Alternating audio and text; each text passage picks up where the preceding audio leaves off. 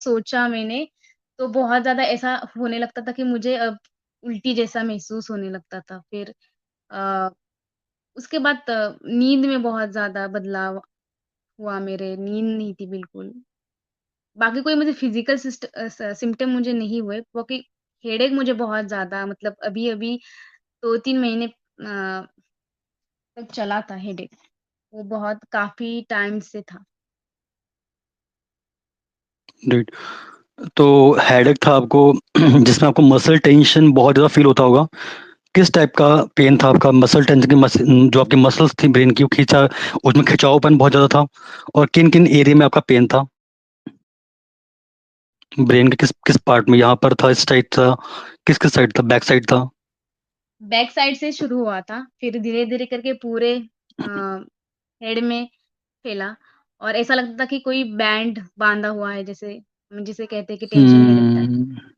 हुँ, और हुँ, मतलब 24 आवर्स चलता रहता था। जब मैं सोती थी तब मुझे फ़ील नहीं होता था।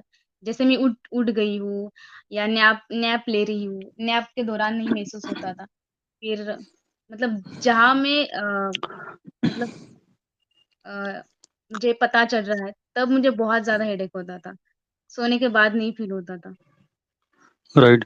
तो सेजल बीच में कुछ ऐसा पड़ा हो भी हो जहाँ पर कंसंट्रेशन आपका लूज़ हो गया हो, कंसंट्रेशन नहीं बन रहा है चीज़ों के लिए? हुँ, और कभी ऐसा होता था आपके साथ आपने आप स्टडी करने बैठ रही हैं, थोड़ी देर आपने स्टडी करी तो आपका मन वहाँ लगने लग रहा है, कहीं और चला गया मन आपका। तो इस तरह की चीज़ आपके साथ हुई? कंसंट्रेशन बहुत ज़्यादा वीक हो गया आपका, आप कंसंट्रेट नहीं कर पा रही, फोकस आपका वीक हो गया, कर ही नहीं पा रही फोकस, या मन में चिड़चिड़ापन बहुत ज़्यादा रहता था, या एपेटाइट आपकी कम हो गई और आपका वेट कम हो गया, तो इस ये किस जी। टाइप की सिचुएशन आपके साथ रही है?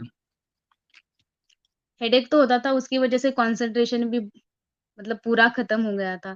कंसंट्रेशन नहीं कर पाती थी और उसकी तरह हम कंसंट्रेशन नहीं बन पा रहा तो चिड़चिड़ापन आ रहा था। बीच में सुसाइडल थॉट ये जब ये चीज़ें बहुत ज़्यादा टाइम तक चलती रहती है, कोई हमें गाइड नहीं करने वाला होता है, तो एक तरह हम हार मान जाते हैं कि अब कुछ होने वाला नहीं है और फिर डिप्रेस हो जाते हैं, फिर एंग्ज़ायटी, फिर डिप्रेशन चला आ जाता है।